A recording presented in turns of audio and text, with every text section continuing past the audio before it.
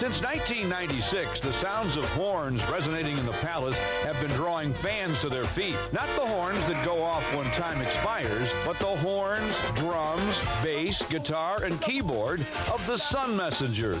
With almost 10 years clocked in at Championship Drive, founding member Rick Steiger and musical director Terry Thunder have had some interesting moments. One time we left out through the docking area where we all leave out, and that's the only time that you really get a chance to see the Pistons is if you happen to go out at the same time they leave out. Well, this time it was a particularly exciting game. It was one of those real nail biters. My wife, she's a huge Piston fan, and she just, when she walked by Lindsey and she slapped him on his back and said, "Great game, son." And I went, "Oh my God."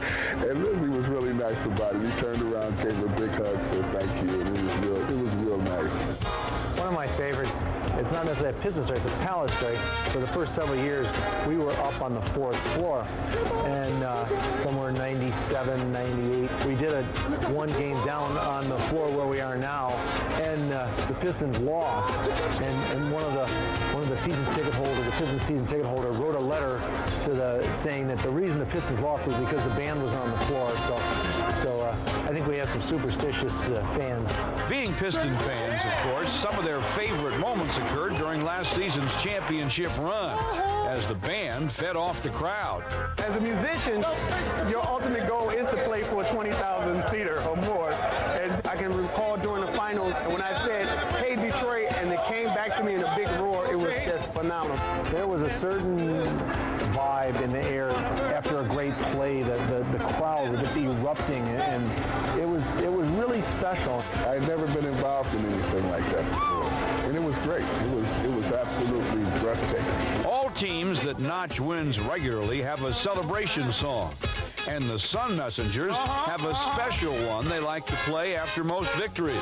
At the end of the game, if it's a win, we generally play Celebration. Celebration is great because we're celebrating the win. Sometimes we play payback if we feel like we need a little payback on a certain team or whatever. You know, send them away with a song in their heart. You know what I'm saying? In their 25th year as a band, these men are busier than ever. So don't be surprised if you see them playing at your boss's wedding or at your favorite hotspot.